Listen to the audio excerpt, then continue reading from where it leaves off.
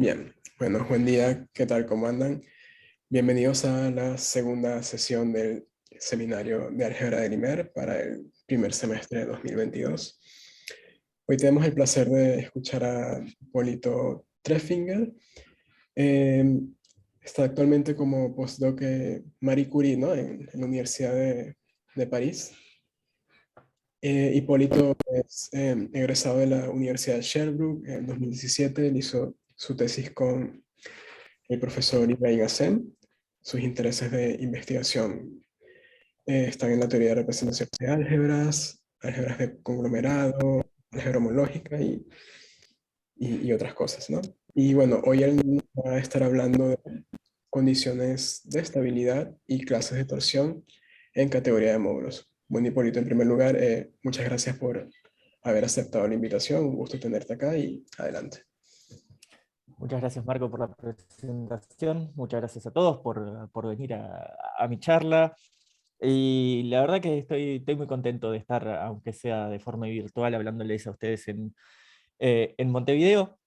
Lo que les voy a hablar ahora no es uno de mis, o sea, es un trabajo, está basado en dos trabajos, uno con Thomas Brusley y David Smith, que fue, de hecho, la primera parte ya fue, de hecho, publicada en mi doctorado. Y algunas consecuencias de eso, o sea, a partir de lo que hice en el doctorado he seguido trabajando, y hoy voy a hablarles de una de las últimas consecuencias de las cuales estuve trabajando, que es un trabajo en colaboración con Sibylle Scholl, y espero poder llegar a tener tiempo para hablarles de todo eso. Pero bueno, vamos a arrancar con condiciones de estabilidad. Las condiciones de estabilidad no quiere decir ok, bueno. Primero lo que es el plan de la charla, si en algún momento llega. Ahí está. El plan de la charla va a estar separada en 5 partes esencialmente. La primera parte va a ser hablar de semi-invariantes y condiciones de estabilidad, pero desde un punto de vista geométrico, o sea, más de dónde vienen las condiciones de estabilidad de las que yo voy a hablar, eh, que de hecho, si uno quiere, las puede remontar hasta los trabajos de Hilbert, de la teoría de invariantes de grupos, allá por el 1890.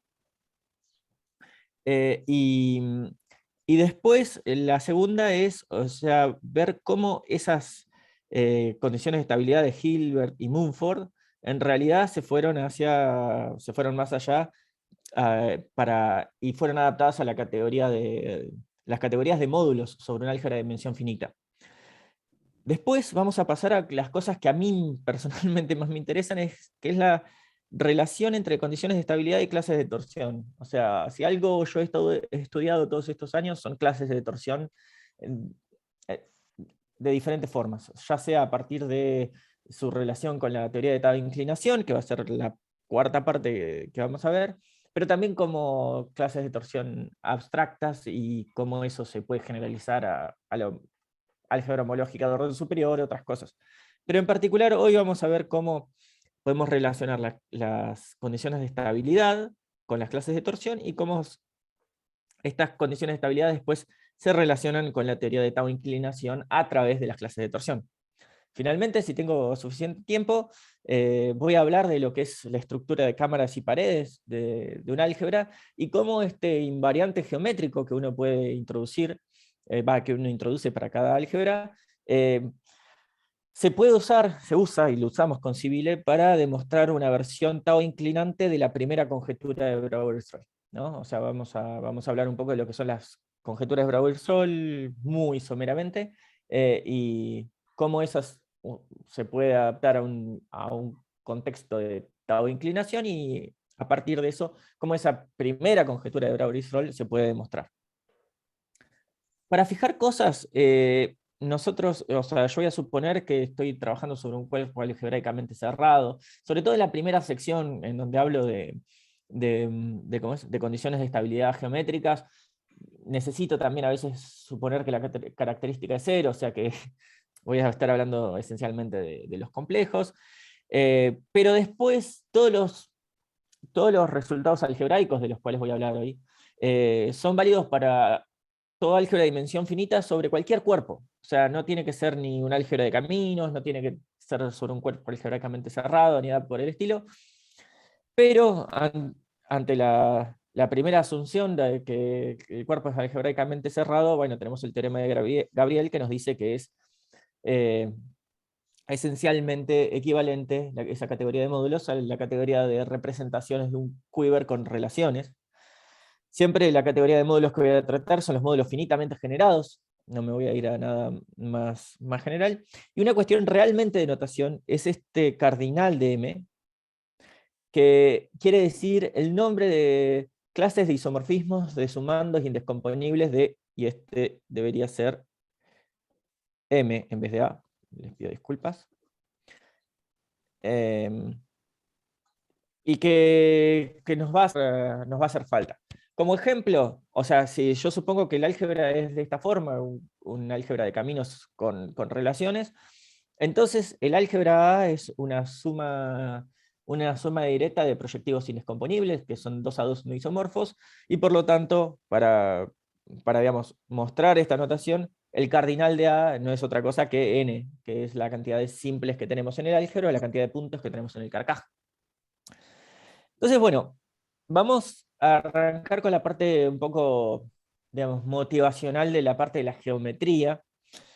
Y es que cuando uno empieza, incluso en el secundario, a veces, si uno está en un buen secundario, pero una de las primeras cosas que te enseñan en la universidad cuando uno entra, es que si vos tenés un conjunto y un grupo que actúa en el conjunto, entonces vos podés generar las clases, o sea, el grupo, la acción del grupo te da una clase de equivalencia dentro de este conjunto, y entonces vos podés generar el conjunto cociente de forma tradicional, ¿no? Ahora bien, en geometría, una de las cosas que acontece mucho es que uno quiere clasificar todas las variedades geométricas a menos de isomorfismos, ¿no? Entonces, en general esos isomorfismos vienen dados por un grupo algebraico, ¿sí? Y el conjunto que tenemos es el conjunto de ideales primos o ideales maximales dentro de un anillo que es un anillo de polinomios cocientado por un ideal. O en otras palabras, lo que tenemos es una variedad algebraica y tenemos un grupo que actúa sobre la variedad algebraica, y entonces tenemos órbitas de ese grupo y lo que queremos hacer es hacer el cociente, o sea, lo mismo, la clase el conjunto cociente dado por las órbitas del grupo. El problema es que en general, cuando uno considera eso, no tenemos una variedad algebraica. ¿Por qué no tenemos una variedad algebraica? Bueno, para que sea una variedad geométrica nosotros necesitamos que tenga una topología subyacente, que se comporte muy bien, y esa topología, en general la topología de Zariski, se rompe cuando hacemos este cociente a lo bruto, ¿no? Y como decía, el ejemplo típico son los espacios de móduli, o sea, que son los espacios, o sea, a uno le gustaría tener una variedad algebraica tal que para cada punto nos dé una clase isomorfismo de variedades. O sea, entonces, esos espacios de móduli son en general lo que uno quiere construir haciendo este tipo de cocientes, pero no siempre es posible. Entonces, Mumford, en los 60, basándose en ideas de Hilbert de 1890, dice, vamos a solucionar este problema, pero para solucionar el problema, en vez de cocientar, digamos, tomar todas las clases de equivalencia de todos los puntos que tenemos, bueno, a tomar todos los puntos ya vimos que hace que las cosas se rompan, entonces no vamos a tomar todos los puntos, vamos a tomar algunos. ¿Y cuáles son algunos? Bueno, van a ser los puntos que a mí me interesen más. ¿Ok?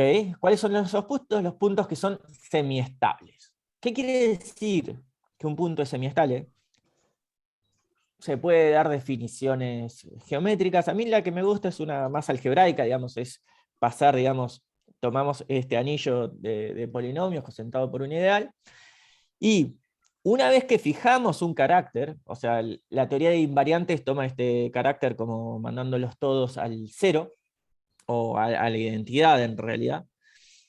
Una vez que fijamos un carácter que va del grupo al cuerpo de base, porque digamos que el grupo es algebraico y irreductible, y muchas otras propiedades que no vienen al caso, lo que tomamos son todos los polinomios en este anillo aquí, tales que son semi-invariantes con respecto a phi. ¿Qué quiere decir? Que cuando tomo la imagen de f por un punto, por x, actuando en g, el g sale afuera usando el carácter, ¿no? O sea, usando el carácter que yo fijé, entonces esencialmente es invariante a menos de un torcimiento por el carácter. Y todas estas, resulta que esto me forma un anillo muy lindo, y este anillo le puedo tomar el ideal o sea, el conjunto de ideales maximales, y eso es lo que se llama el cociente geométrico. Y cuando hacemos eso, o sea, cuando nos restringimos un montón, o sea, porque eso tiene relación a ciertos puntos y a las órbitas, si el cero aparece en la clausura de una órbita y demás, o sea, podemos hablar de geometría un rato en eso. Eso es lo que se llama como el cociente geométrico de X por la acción de G torcido por G. Y entonces, esta es la definición o teorema de Mumford. Bueno, esto es para variedades algebraicas generales, pero a nosotros nos interesan ciertas variedades algebraicas en particular, y que son las que tienen que ver con las representaciones de Quivers con relaciones, ¿no? Como dije, y como todos sabemos acá, si tomamos un álgebra de dimensión finita sobre un cuerpo algebraicamente cerrado, este, esta, esta categoría de módulos es equivalente a la categoría de representaciones de un Carcaj que satisface ciertas relaciones. Entonces, ahora, cuando fijamos el Carcaj y las relaciones, entonces podemos generar variedades algebraicas de forma muy sencilla. ¿Cómo hacemos? Fijamos un vector dimensión dado, ¿sí?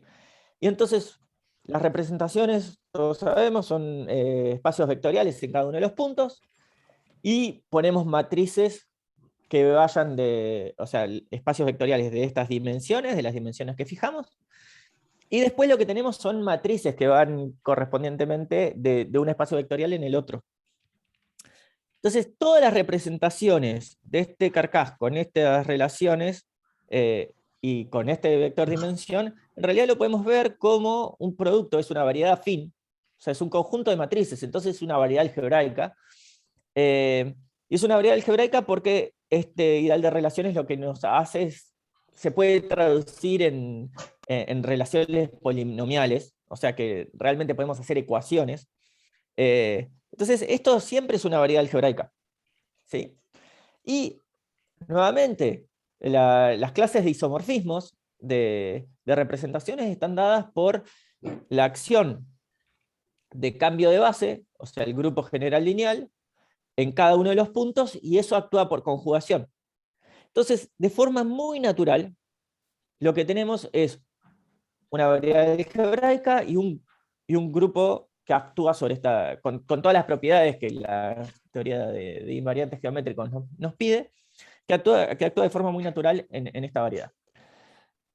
Además, no solamente eso, o sea, este grupo general lineal que yo pongo como un vector D, pero el vector D, como indico acá, o sea, son muchos vectorcitos, o sea, es un producto de grupos generales lineales. Cada del grupo general lineal tradicional, en realidad es una potencia del determinante. O sea, uno puede probar que todos los caracteres del grupo general lineal es una potencia del determinante de la matriz en cuestión.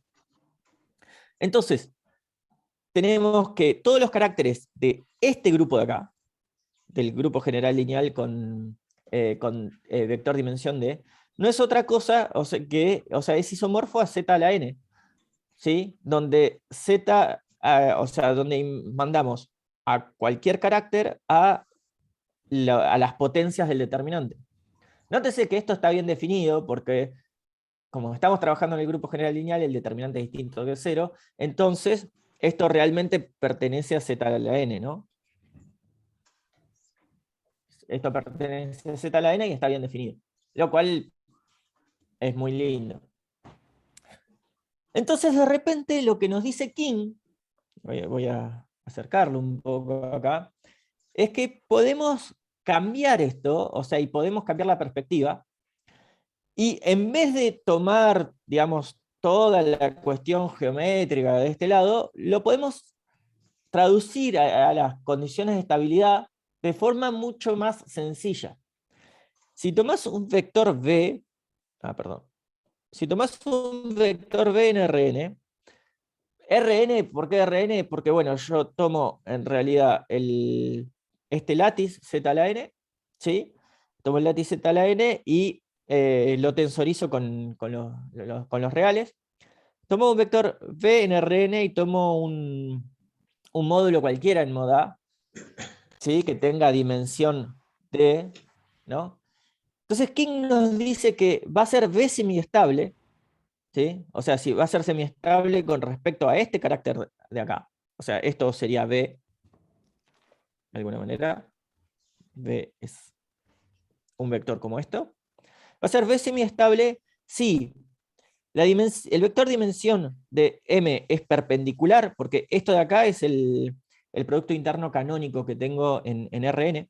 Si el producto interno canónico entre el vector dimensión de m y b es 0, o sea, son perpendiculares, y además yo lo que le pido es que para todo subobjeto L de m, este producto escalar sea menor o igual que 0.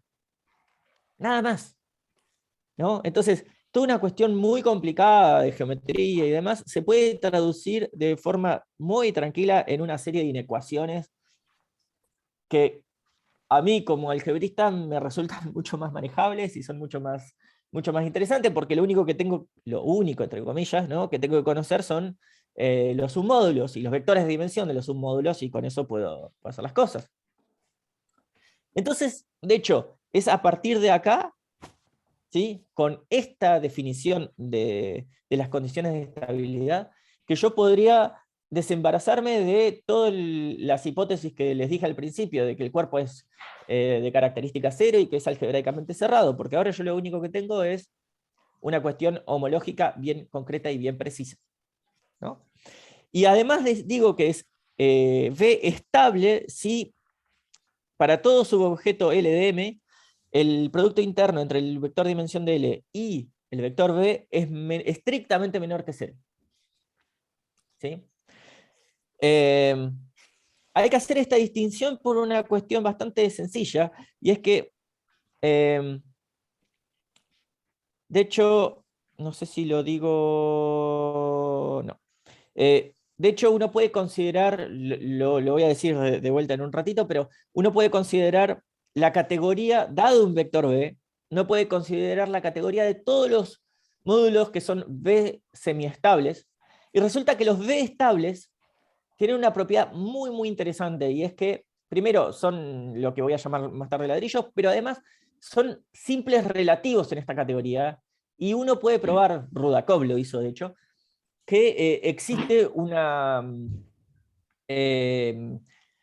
que existe una especie de teorema de Jordan-Holder, o sea que todo módulo V semiestable fijado V tiene una filtración dada por módulos V estables que es única a menos a la Jordan-Holder.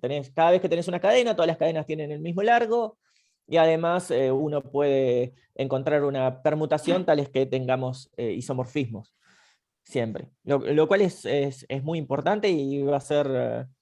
eh, y ya voy a venir de vuelta con eso. Entonces, bueno, ahora ya tenemos categoría, o sea, tenemos clases, condiciones de estabilidad en categorías de... Oh, espere, me dijo que... espere que tengo que volver a... La tablet me avisó que... se me desconectó la tablet, entonces no estoy... Bánquenme un cachito. No hay problema. Les pido mil disculpas. No, no, tranqui. Qué ojete. Bueno, mientras tanto, como está en pantalla, ¿sí? Una cosa interesante es que está en pantalla. Bueno, ya no. Eh, tengo condiciones de estabilidad y... Ah, mira qué ojete. Y estas condiciones de estabilidad me van a generar clases de torsión. No, el tema es que no puedo acceder. Eh, ¿Me das el número de del meeting, por favor? De la... Sí, sí. ¿Te lo dicto o te lo paso? Sí, por favor. Sí, 843 Ujú. 8802 5456.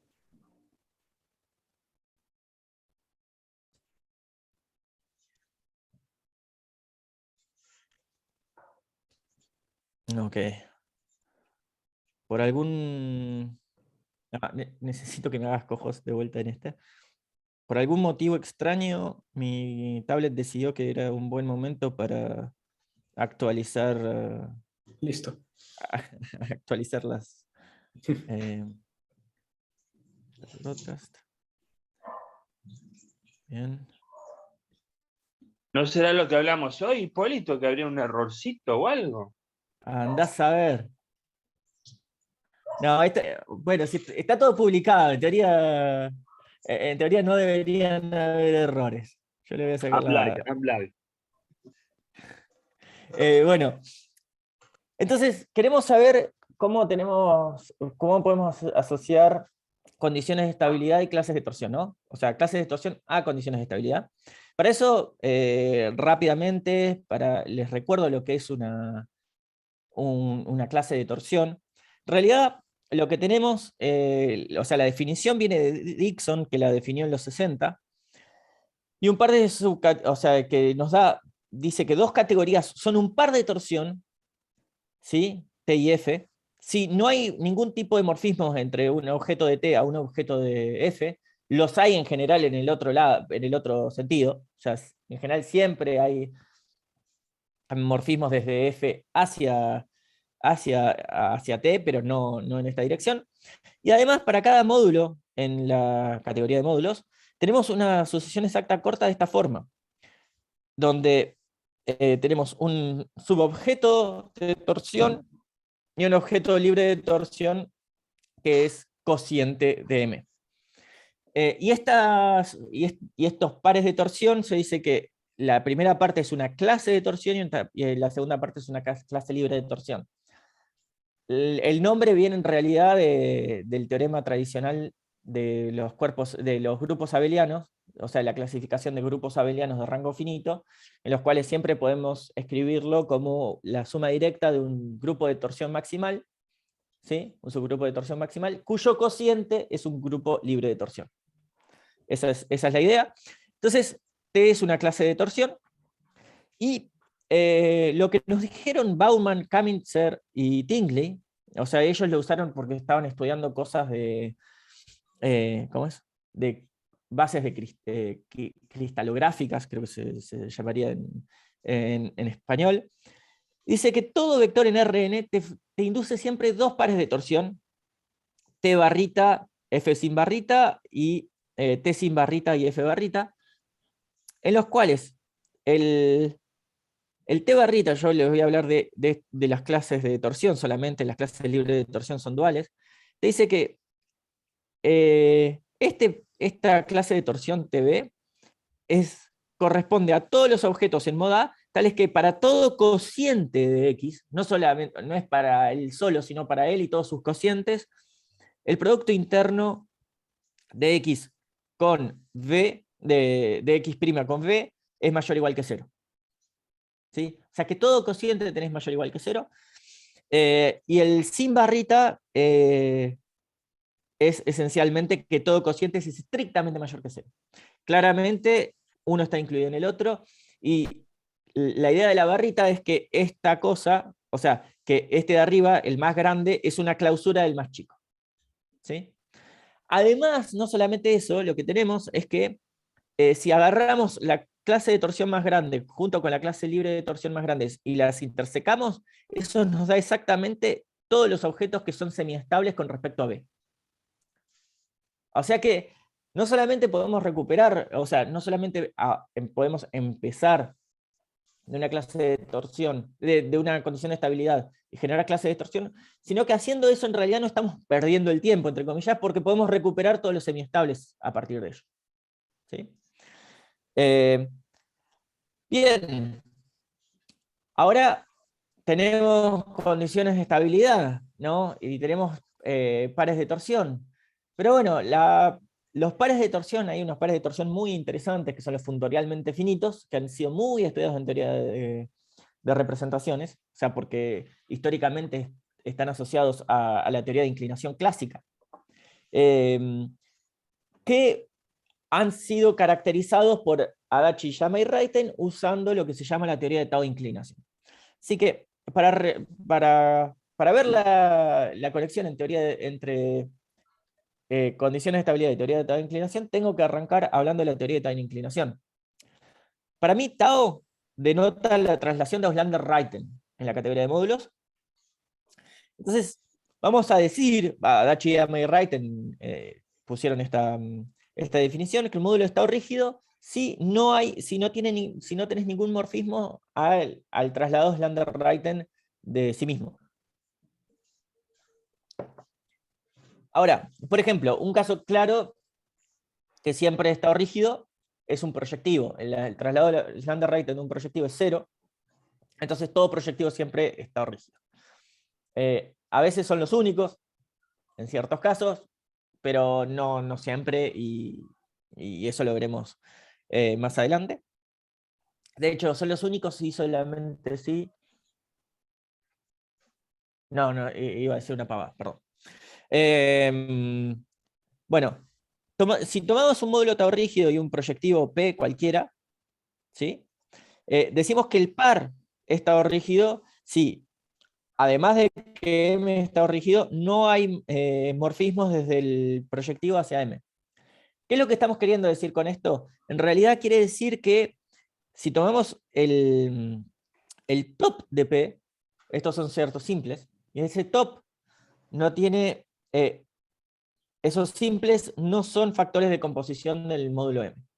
De alguna manera este P nos me está diciendo en qué puntos M no está soportado, en qué puntos la representación que corresponde a M tiene vector dimensión, claro, el vector dimensión es 0.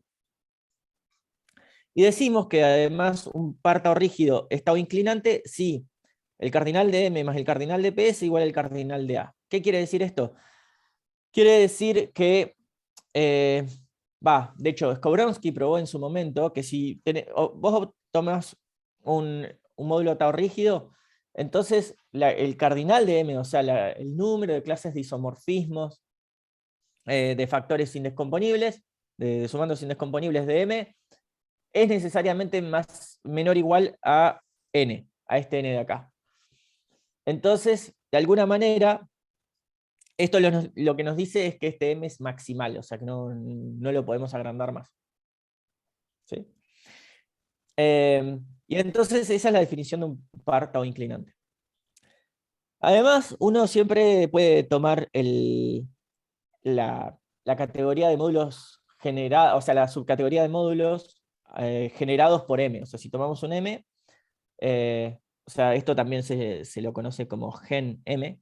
Yo tomo la notación de Adachi, Yama y Reiten, de FAC, que son todos los cocientes de sumas de M. O sea, son todos los módulos que yo puedo encontrar como un cociente de una cantidad finita pero arbitraria de copias de M. Y con esta definición, lo que en realidad primero probaron Auslander y Small en los 80, pero que terminaron de completar Adachi, Yama y Reiten, es la siguiente. Dice que tenemos una función, o sea, el tomar la clase generada, es una función bien definida de los pares tau rígidos a las clases de torsión. ¿Sí? Mandando el par tau rígido a la clase generada por el elemento en la primera componente. O sea, que esta es una clase de función que está bien definida, ¿no? Y el hecho de que está bien definida eso es lo que fue probado por Auslander y Small en los 80. Y Y además, Adachi Yama y Reiten dijo que, o sea, probaron que esta función, este FAC, es inyectivo si nos restringimos a los pares tau inclinantes. Y en particular, la imagen corresponde exactamente con las clases de torsión funcionalmente finitas. O sea, en otras palabras, lo que Adachi Yama y Reiten probaron es que hay una biyección entre los pares tau inclinantes y las clases de torsión funcionalmente finitas. Bien, entonces la pregunta es, ok, tenemos que los pares tau inclinantes están en relación con los pares tau rígidos están en relación con ciertas clases de torsión, las condiciones de estabilidad me dan clases de torsión, ¿hay alguna forma de verlas? Bueno, para eso lo que necesitamos es construir vectores a partir de los pares tau rígidos, ¿sí? Pero el primer vector que a uno le vendría a la cabeza es el vector dimensión. Y esta construcción que voy a dar, pero ese vector dimensión solamente nos sirve si consideramos álgebras que son hereditarias. Y eso es, digamos, el trabajo que hicieron esencialmente Igusa, Todorov y Weiman cuando estudiaron lo que se llama la imagen semi-invariante, the semi-invariant picture de un álgebra, que ya le estudiaron sobre todo para álgebras hereditarias de tipo finito, de tipo Dynkin. Pero cuando uno se va del caso hereditario, eso ya no funciona, por varias razones, que no voy a explicar ahora. Pero la principal es que, bueno, que la dimensión global es más grande que uno, en particular, cuando lo que hace uno, o sea, lo que tiene que tomar en realidad, como estamos queriendo hacer cosas con la teoría relacionada con la teoría de Oslander-Reiten, la teoría de Oslander-Reiten, para tomar el trasladado, lo que uno hace es tomar la presentación proyectiva, le aplica el funtor de Nakayama, y después toma el núcleo y después toma el dual, ¿no? O sea, esa es la construcción general. Entonces, si queremos asociar un vector que capte de alguna manera la teoría de Oslander-Reiten, lo que tenemos que hacer es construir un vector asociado a las presentaciones proyectivas minimales de un objeto. Y estas presentaciones proyectivas minimales fueron hechas, o sea, estos vectores que vamos a construir son los llamados G-vectores. Entonces, el G-vector asociado a un módulo M se construye como sigue. Tomamos primero el vector M y tomamos su presentación proyectiva minimal. Entonces, esta presentación proyectiva minimal tenemos un P0 y un P-1, y ese -1 se los voy a explicar en un segundito, donde P0 siempre es suma directa de los factores indescomponibles de A, ¿no? A ciertas copias, lo mismo para P-1. Entonces lo que hacemos es tomar la diferencia entre estas potencias. O sea, vemos cuántas veces aparece P1 o sea, el proyectivo asociado al simple en 1 en P0 y le restamos la cantidad que aparece en P-1. Agarramos lo mismo para asociado al simple en 2, al 3 y así hasta que llegamos a n. Y esto nos da un vector a coordenadas enteras, pero claramente no es siempre positivo. O sea, no es siempre mayor o igual que 0 para todas las coordenadas, porque toma como es la presentación proyectiva de un simple, tiene un 1 en un lugar y después tiene menos cosas. O sea, tomás el radical y tomás la cobertura proyectiva del radical, y eso va a ser en general no nulo. Y entonces vas a tener cosas que definitivamente van a aparecer acá adentro, valores negativos. Y bueno, estos G-vectores de hecho tienen muchas propiedades. Auslander y Reiten, esto es lo que voy a decir ahora, lo escribieron de una forma medio oscura, pero digamos la demostración más formal la dieron Deji y Keller en el 2008. Para digamos, ellos estaban trabajando con categorías que eran 2K Villavo, pero en realidad lo que ellos probaron es válido para la categoría de módulos de todo álgebra de dimensión finita. Y es que si vos tomás un par tau inclinante MP y agarrás a M y lo ves como suma de elementos indescomponibles y AP como suma de elementos indescomponibles, y tomás los G vectores de los sumandos indescomponibles, tanto de M como de P, ¿sí? Tau inclinante nos dice que tenemos en total n sumandos directos, ¿no? Entonces, estos G vectores forman una base de Zn. O sea, forman una base sobre los enteros. No solamente son linealmente independientes, pero además, si formamos una matriz y tomamos el determinante, es 1 menos 1. Lo cual va a ser muy importante en un ratito. Además, Auslander y Reiten, ya en los 80 en realidad, Auslander y Reiten en los 80, en un artículo muy conocido, que es el artículo de módulos determinados por sus factores de composición. Ellos estudiaron claramente módulos determinados por sus factores de composición, pero se dieron cuenta también que aquellos módulos que hoy llamamos tau rígidos, por la definición que les di hoy, ¿sí? Aquellos módulos que no tienen mapas a su trasladado Auslander-Reiten, están determinados por su presentación proyectiva. O sea, en otras palabras, ellos nos mostraron ya en los 80 que los módulos tau rígidos están completamente determinados por sus G vectores. Y estos G vectores, digamos, se usaron en aquel tiempo, ellos lo notaron como algo interesante de observar, pero después por muchos años no se usaron. O sea, estos vectores asociados a presentaciones proyectivas no se usaron por muchos años, y recién se están empezando a reusar ahora. Digamos, ya hay toda una industria de gente que estudia estos G vectores, ¿no? Y ahí estoy incluido yo, por supuesto, ¿no? Si no, no estaría hablando de esto. Y además, esto también en esse mismo paper de Auslander y Reiten, ellos probaron que si vos tomás dos módulos cualquiera, Hipólito, ¿sí? deixa eu Sí. fazer uma pergunta. Quando tu dizes que estão determinados por seus G-vetores, significa que se tu tens a informação que são tal rígidos e G-vetores, tu recuperas ou tu não tens nem que ter a informação que são tal rígidos? Lo que yo... no, tenés que tener la información que son tau rígidos. Ah, ok. Digamos, el enunciado más formal sería que si M y N son tau rígidos Tá. y el G vector de M es igual al G vector de N, o sea, el G vector de M es igual al G vector de N, sí, solamente sí, M es isomorfo a N. Gracias. Ese es el enunciado formal. Entonces, de hecho, y ese teorema en la práctica te ayuda mucho a decir, bueno, o sea, yo tengo formas de calcular G vectores.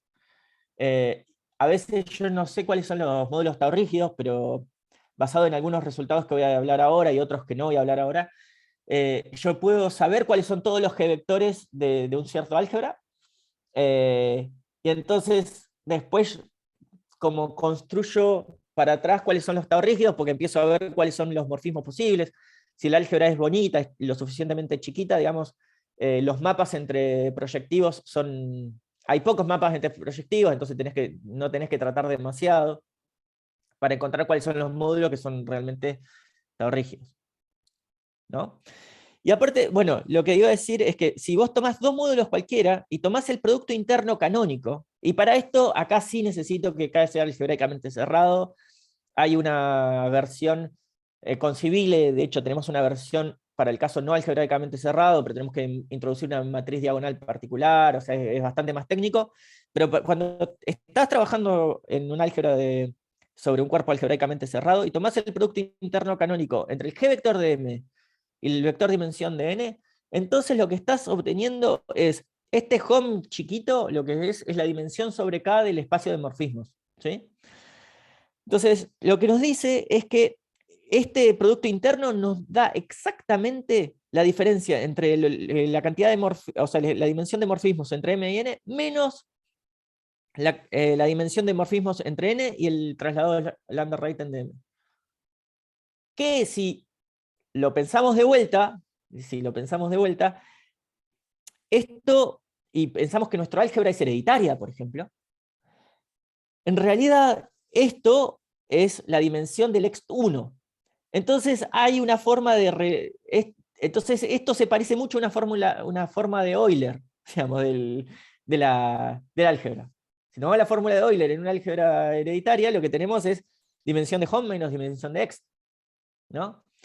Y bueno, y esto en realidad sí tiene un background muy, muy interesante, que a mí me gusta mucho, y yo creo que es algo, uno de los últimos desarrollos que se han hecho en ese sentido. Y es que si uno toma la categoría de morfismos entre proyectivos, ¿sí? Que yo la llamo acá K-10 Proj A, esta categoría es lo que tiene una estructura que Ian Palou y Nakaoka mostraron, que es una categoría extriangulada, o sea que es una categoría, es algo que en realidad es una subcategoría de una categoría triangulada que es cerrada por extensiones. Y entonces, en particular, como existe una noción de extensiones, que la llaman conflations en inglés, y entonces uno puede pensar en una noción de módulos rígidos en esta estructura categórica, en esta estructura homológica, y los tau rígidos en modo A corresponden exactamente, o sea, todos los pares tau rígidos, módulos y estos pares y estos proyectivos acá, se corresponden exactamente con los módulos rígidos en esta nueva categoría. ¿Sí? Y además, una vez que uno empieza a ver, uno empieza a estudiar esta categoría y como existe una noción de extensión, uno puede considerar el grupo de Grothendieck de esta categoría.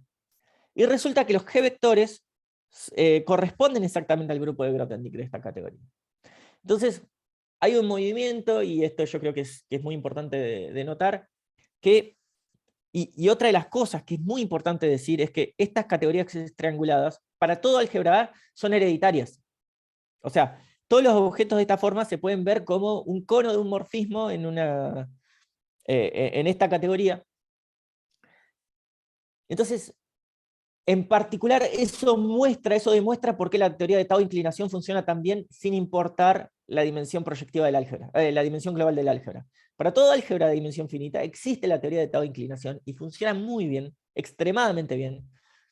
Y al principio no sabíamos por qué, digamos, todavía no sabemos por qué, pero una de las razones por las cuales esto puede ser es por el hecho de que en realidad la categoría extriangulada, o sea, a toda álgebra de dimensión finita le podemos asociar una categoría extriangulada, que no es otra cosa que esto, y esta categoría extriangulada es hereditaria. Entonces, esa propiedad hereditaria nos muestra que podemos formar una especie de forma de Euler, en la cual lo que estamos haciendo es tomar un G-vector y un vector dimensión.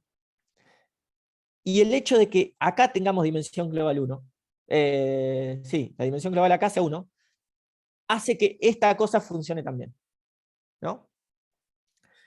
En particular, porque, o sea, nada, eso es un poco de propaganda para las categorías extrianguladas, pero lo que quiero decir con esto es que si tomamos ahora, volviendo a la notación que teníamos antes, si tomamos un par tau rígido cualquiera, ¿sí? Y tomamos de vuelta los sumandos indescomponibles MI y PJ de M y P respectivamente, vamos a generar, yo quiero generar acá un cono, que son todas las combinaciones lineales de estos G-vectores, pero solamente con coeficientes positivos. ¿Está? Yo lo puedo definir, no tengo ningún problema, créanme por el momento, pero es importante, es muy importante que estos sean positivos.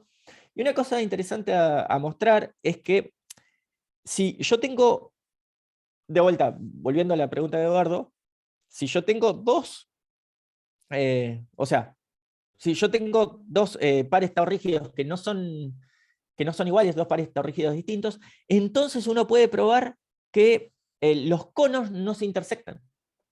Uno puede estar, digamos, en el límite, en la clausura del otro, con la topología usual de RN, pero esos conos no se intersectan nunca, lo cual es muy interesante. Y tiene que ver exactamente con la forma, o sea, con el statement formal del teorema de Oslander y Reiten, ¿no? O sea que si tengo dos tau rígidos que son que tienen el mismo G-vector, entonces son isomorfos. Es un sí solo sí. Entonces esa es la razón detrás de esta intersección igual a 0. Y además, para todo módulo tau rígido uno puede definir la categoría tau perpendicular, que la definimos como esta intersección acá. que son todos los módulos que no reciben ningún morfismo de M, que no mandan ningún morfismo al traslado de Lambda-Rayton de M, y que no reciben ningún morfismo de P. ¿Sí? Esta categoría resulta que uno puede probar que es una categoría ancha, wide subcategory, de mod A, y al ser una categoría ancha, una subcategoría ancha, lo que tenemos además es que esta está muy relacionada, o sea, esta la definió Gustavo Hasso para definir lo que es la reducción tau inclinante, pero es importante saber cuándo, por ciertas razones que no ven en el caso ahora, no tengo tiempo ahora, es importante saber cuándo esta categoría tau perpendicular es igual a 0. Y es igual a 0, esto lo probaron ya Adachi, Yama y Rayten, si solamente si MP es un par tau inclinante, o sea, si es maximal, si no lo puedo agrandar más. ¿Está? Entonces, eso va a ser importante para probar este teorema y las consecuencias, que este es el primer teorema que quiero hablar, que es un resultado con Thomas Brusley y David Smith, y que si yo agarro cualquier par tau rígido y tomo cualquier vector adentro del cono generado por el par tau rígido, entonces la clase de torsión T barra coincide con esta parte de acá, con esto de acá. Entonces, esta intersección acá en particular es una clase de torsión. La clase libre de torsión F barra es esta parte de acá. Es exactamente todos los objetos que no reciben ningún morfismo de M. Y además, la categoría de módulos semiestables con respecto a este B que estoy tomando acá, coincide con la categoría tau perpendicular del par MP. En particular, la categoría de módulos semiestables no cambia, o sea, es constante en este cono. O sea, para cualquier vector que tomemos, porque acá estamos tomando cualquier vector acá. Entonces, esto quiere decir que los alfa no tienen nada que ver. Es constante respecto de... y a mí eso me sorprende muchísimo y me encanta. Pero en particular, y ahora les voy a decir, o sea, una consecuencia de esto, y esto es gracias a esta proposición, las dos clases de torsión, la T chiquita y la T con barra, asociadas a B, coinciden sí solamente si el par con el que estoy es tau inclinante. Esto implica que es maximal, ¿no? Y esto implica en particular que este cono tiene una dimensión maximal en Rn, porque recordemos, estos son todos linealmente independientes. Entonces la única forma de obtener un cono maximal es cuando exactamente tengo n objetos, ¿no? Bien. Hasta ahí cómo usar la teoría de tau de inclinación para obtener clases de torsión. Una de las cosas que yo no dije hasta ahora, pero que es importante notar, es que obviamente yo no obtengo todas las clases de torsión, porque hay clases de torsión que son funtorialmente infinitas, que las puedo obtener como objetos, como clases de torsión asociadas a condiciones de estabilidad, pero sin embargo, si esas no están en nada que se le parezca a esto, entonces no las puedo obtener. O sea, Asai tiene algo de trabajo en ese sentido. Vamos a hacer un ejemplo para que se vea. Y tomemos este álgebra, el álgebra 1-2, o sea, tengo un ciclo, y cociento por este camino de acá. Entonces tenemos el carcaj de Lambda-Rayton acá, y en rojito yo remarqué cuáles son los tau rígidos. ¿Sí? Entonces, y bueno, los tau rígidos son los dos proyectivos y los dos simples. Calculo los G vectores y los dibujo. Los dibujo y me dan este dibujito tan lindo, y vemos que acá estoy teniendo como cosas abiertas, y cada una de estas cosas abiertas corresponde exactamente a un par tau inclinante. De hecho, toda la teoría de tau de inclinación de este álgebra se puede recuperar a partir de este coso. Y eso es una de las cosas principales y una de las grandes potencias de la teoría de tau de inclinación, es que de este invariante geométrico, es que esta cosa que se puede escribir a partir de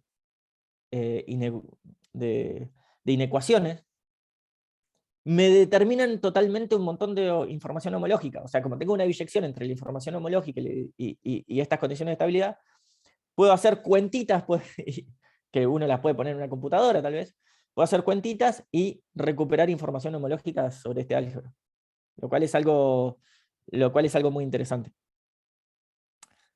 Bien, ya creo que los 45 minutos se me están acabando, así que voy a ir rápido, les voy a dar el eslogan.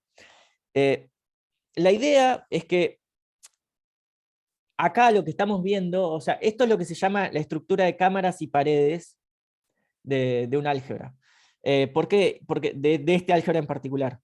Porque una pared es el espacio de estabilidad, o sea, bueno, voy a dar la definición. Una pared es el espacio de estabilidad o sea, son todos los vectores en Rn que hacen a un M no cero semiestable, ¿no?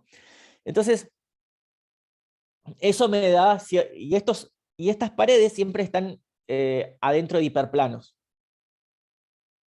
Están contenidas adentro de hiperplanos. Entonces, después yo puedo agarrar a todo Rn y sacarle acá tiene que ser no cero, ¿no? Módulos no nulos.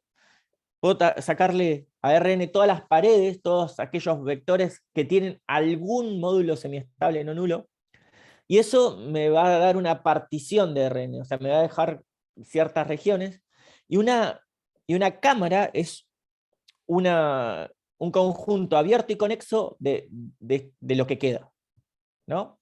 Y esto es lo que llaman la estructura de cámaras y paredes. Por otro lado, un ladrillo es un módulo cuyo álgebra de endomorfismos es isomorfa al cuerpo de base. De vuelta, acá estoy asumiendo que el cuerpo es algebraicamente cerrado. Entonces, lo interesante de esto es esta proposición, o sea, primero tenemos el teorema y que nos dice que toda cámara, o sea, esto que vimos acá, que cada una de estas cámaras estaba asociada a un par tau inclinante, no es una casualidad, sino que esto es un teorema. Nosotros con David y Tomás probamos que todo par tau inclinante induce una cámara, y esto tiene que ver con el hecho de que estas dos cosas coinciden, o sea que esta intersección, o sea, esta categoría perpendicular es cero, ¿sí? Para no tener ningún módulo semiestable, lo que tenés que tener es que las dos clases de torsión asociadas a tus vectores sean iguales, y eso sucede solamente si es tau inclinante. Pero aparte, si es tau inclinante, tenés dimensión maximal, entonces el cono generado es un abierto, o sea, es un cono de dimensión n adentro de Rn. Entonces, todo par tau inclinante te induce una cámara dentro de la estructura de cámaras y paredes, y además Asai probó la inversa, que toda cámara es de esta forma. Entonces, realmente, si uno hace el cálculo de la estructura de cámaras y paredes de un álgebra, puede conocer un montón de la estructura de cámaras y paredes, de la teoría de tau de inclinación. De hecho, la noción de mutación se puede ver también, o sea, se pueden ver un montón de cosas. Y en particular, uno puede ver que la estructura de cámaras y paredes está totalmente determinada por los ladrillos en la categoría de módulos. ¿Qué quiere decir con esto? Quiere decir que si tengo una pared cualquiera asociada a un módulo M arbitrario, entonces esta siempre está contenida dentro de la pared asociada a un ladrillo. Entonces todas las paredes que uno puede construir en la estructura de cámaras y paredes de un álgebra se construyen con ladrillos, lo cual es una coincidencia enorme y me parece algo muy interesante de saber, y una regla mnemotécnica muy linda. Toda pared se construye con ladrillos, y de hecho lo podemos poner en un teorema. Yo nunca me imaginé que podía llegar a ser un teorema esa frase, pero sí lo es. Y con Civile lo que hicimos fue usar esta para dar una caracterización. Hay muchas caracterizaciones. De hecho, hace poco hice un survey sobre la teoría de tau inclinación, y descubrí que hay al menos 13 caracterizaciones de las álgebras que se llaman de tipo tau inclinante finito. Se imaginarán que es un tipo tau inclinante finito, una álgebra de tipo tau inclinante finito, si tenemos una cantidad finita de pares tau inclinantes en la categoría de módulos. ¿Sí? Entonces, De hecho, de Monet, Llama y Hasso demostraron que un álgebra es de tipo tau inclinante finito si solamente si hay una cantidad finita de ladrillos en la categoría de módulos.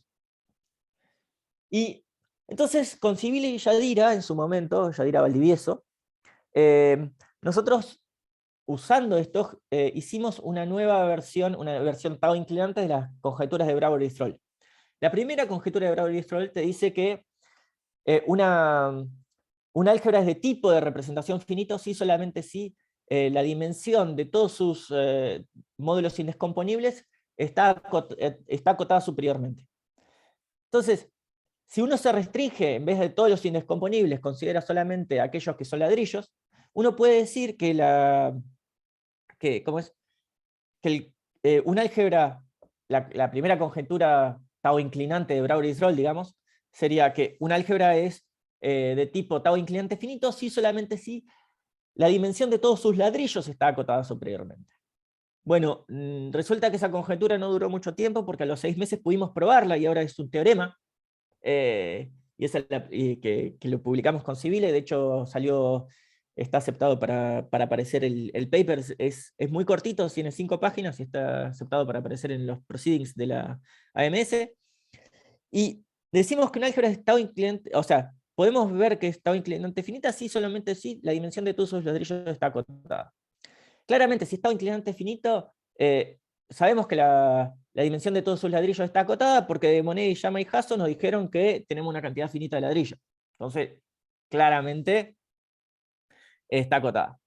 Ahora, si la dimensión de todos los ladrillos está acotada, para probar la vuelta, lo que nos pasa es que tenemos una cantidad finita de vectores dimensión de los ladrillos. ¿Sí? O sea, porque hay una cantidad finita de particiones que podemos hacer, ¿no? de un número positivo como suma de positivos. O sea, tenemos una cantidad finita de vectores dimensión asociados a ladrillos. Entonces, eso quiere decir que la estructura de cámaras y paredes del álgebra, como todas las paredes se construyen con ladrillos, podemos tener una cantidad finita de paredes en esta estructura. En particular, como las cámaras, o sea, que fue la traducción de Chamber, o sea, es la traducción que yo estoy eligiendo, y esto es una cuestión muy personal, porque hasta ahora creo que en español soy la única persona que ha trabajado sobre esto. Cámara, o podríamos decir pieza, habitación, me pareció cámara es lo más cercano a Chamber, pero cada cámara es la cosa que está entre las paredes, ¿no? Entonces, si tenemos una cantidad finita de paredes, tenemos una cantidad finita de cámaras, o sea, porque no, digamos, las paredes están fijas, y entonces se puede, o sea, nada, tenemos una cantidad finita de cámaras asociadas. Pero entonces, como todas las cámaras están, ¿cómo es? Si tengo una cantidad finita de cámaras, cada cámara va a estar determinada por un módulo tau inclinante, entonces tengo una cantidad finita de módulos tau inclinantes, de pares tau inclinantes. Y por lo tanto, el álgebra es de tipo tau tilde infinito. Bueno, muchísimas gracias por haberme escuchado, les pido disculpas por haberme pasado de tiempo y nada, gracias de vuelta por la atención. No, de todo lo contrario, Hipólito, gracias a ti por la charla, bastante bonita. Y bueno, vamos a dar paso a la sesión de preguntas del público.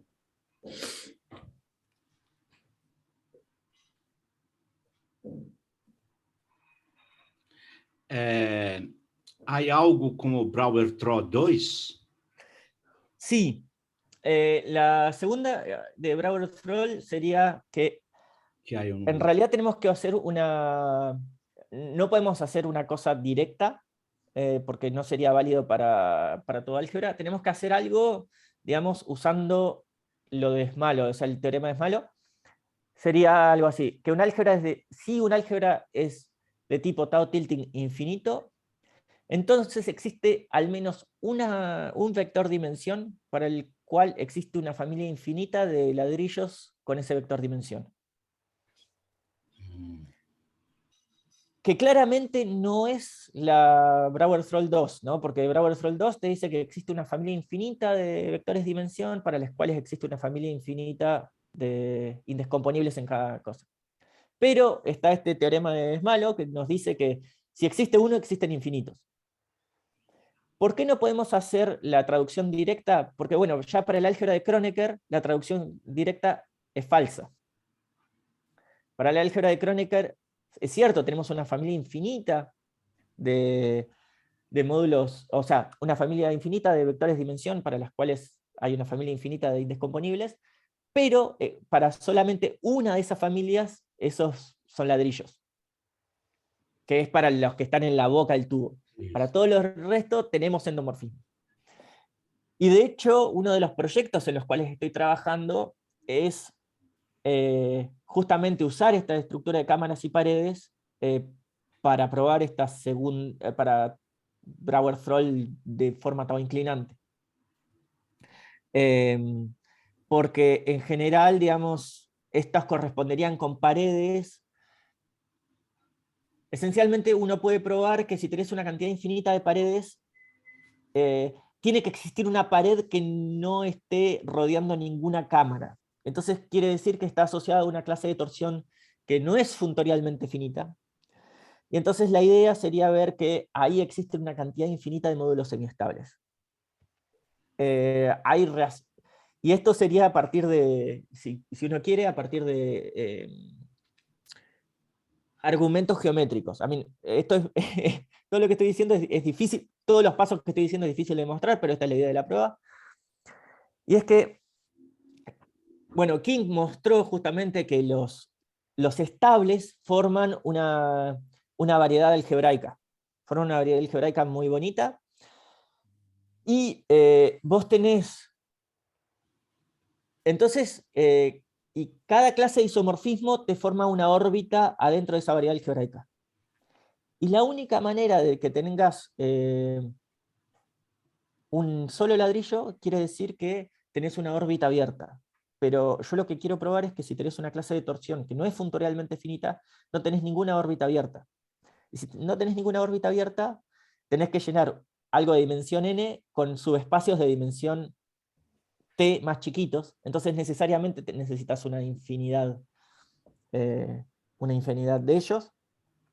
Y bueno, y eso nos daría la prueba, ¿no? O sea que, pero bueno, hay muchas etapas intermedias que tienen que ser probadas y que tienen que ser... Pero yo creo que existe una posibilidad.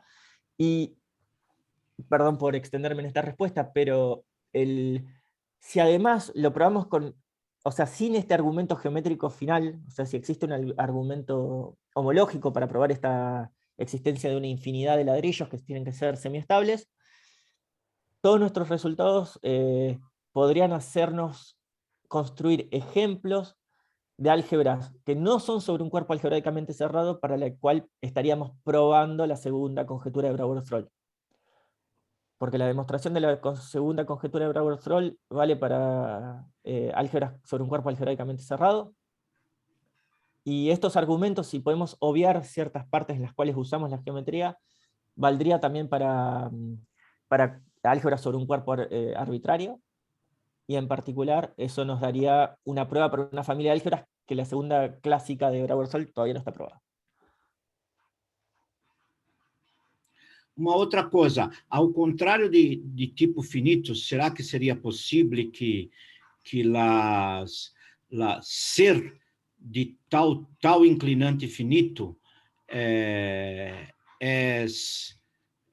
uma característica da categoria derivada? Ou seja, se tens uma álgebra que é derivadamente equivalente a outra e uma é tal inclinante finita, a outra seria? Isso não vale para tipo de representação finita, mas não vale nem para inclinadas. No, porque... sí, porque de vuelta, o sea, si tomás una álgebra hereditaria, o sea, si tomás una álgebra hereditaria que es de tipo de representación infinita, y tomás una álgebra inclinada que te da de tipo de representación finita, si es de tipo de representación finita, necesariamente está tilde infinita. Claro. Y todas las hereditarias, o sea, una hereditaria está tilde infinita, sí, solamente si es de tipo de representación finita. Porque todo módulo inclinante es un módulo tau inclinante. Ah, verdade, tá bom. Entonces tomas todas las secciones y te da una cantidad infinita por un lado. Y... mostraste que estoy errado. Tá bom. Sin embargo, creo que puede ser una forma de, o sea, yo, digamos, realmente yo le tengo mucha fe que la teoría de Tao de inclinación se tiene que poder entender mejor a partir de esta categoría triangulada que les mostré recién, de forma muy rápida. La idea es triangulada porque hay algunas veces que podemos tomar o sea, son los complejos a dos términos, dentro de la categoría, ¿cómo es? La categoría homotópica acotada, o sea,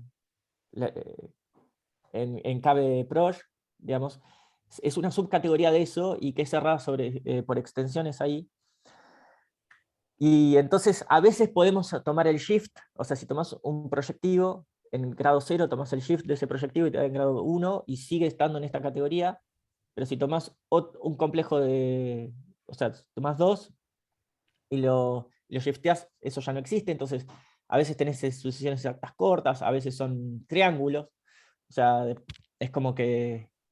Y bueno, en esa categoría en particular yo creo que se podría entender un montón de cosas de la teoría de Tao de inclinación de forma funtorial que todavía no se entienden de forma funtorial.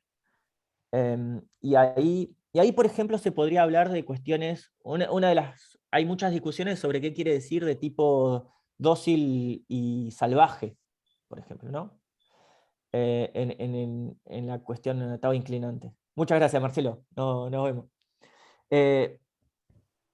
Y hay gente, por ejemplo, ahora hay mucha gente que la está definiendo a partir justamente de esta cuestión de los G-vectores. Están definiendo si es algo dócil o salvaje, dependiendo si la clausura de todos los G-vectores de módulos Tao rígidos te da Rn. Se sabe que todos los módulos Tao rígidos te da Rn si solamente si es Tao tilde infinito. Entonces, si la clausura es Rn, hay gente que dice que es G dócil. Pero yo creo que debería haber una especie de docilidad más interesante y tal vez se tenga que estudiar en esta categoría triangulada, no lo sé muy bien, pero hay cuestiones que van por ese lado. Muy bien, yo voy a pedir que, além de lo que gravaste, se me podes enviar las cosas que tienes, el PDF de eso. Sí, claramente. Gracias. Sí. Sí, te lo mando a vos y a Marco en un ratito. Perfecto. ¿Hay alguna consulta más? Sí, yo quería preguntar, bueno, no sé si estamos muy graves de tiempo, si no, pues le pregunto de Pablito aparte, pero si alcanzo, no sé si en alguna parte me perdí, si sea una pregunta muy tonta. Cuando tú empezaste a hablar de los ladrillos, en algún momento dijiste que algo era solo para un cuerpo algebraicamente cerrado. Claro, lo que dije que era para un cuerpo algebraicamente cerrado es la definición que doy. Okay. Esta definición de que el álgebra de endomorfismos es isomorfo acá. Sí.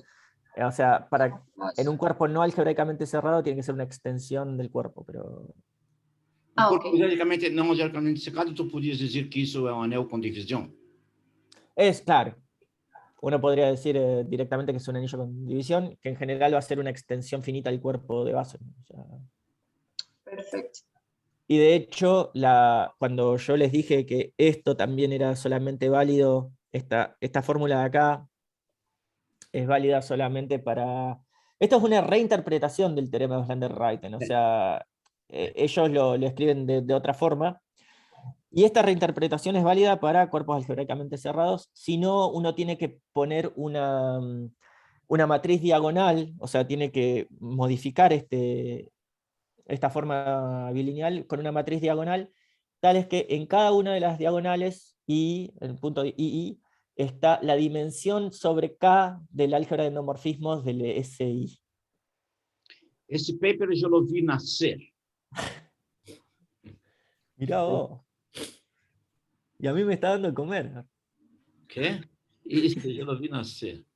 Esse teorema eu lo vi nascer. Se alguém quer saber uma anedota bem de como era Auslander não lhe gostava nada, não é que não lhe gostava, ele era completamente inábil com exemplos.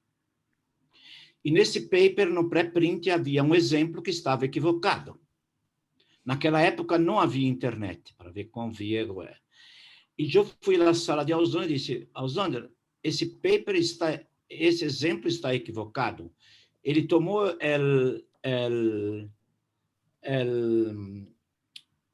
teléfono, telefonou para a Noruega e disse, Eduardo is saying that this example is wrong. Talk with him. Ou seja, ele não tinha nada a ver com o exemplo, que era uma característica de Auslander. Exemplo, ele não havia. Os exemplos que podem aparecer em el paper são de Reiten. Ok. Mas nunca me olvidei disso. Foi uma coisa incrível que ele disse, não habla com quem fez os exemplos, eu não tenho nada a ver com isso. Espera que...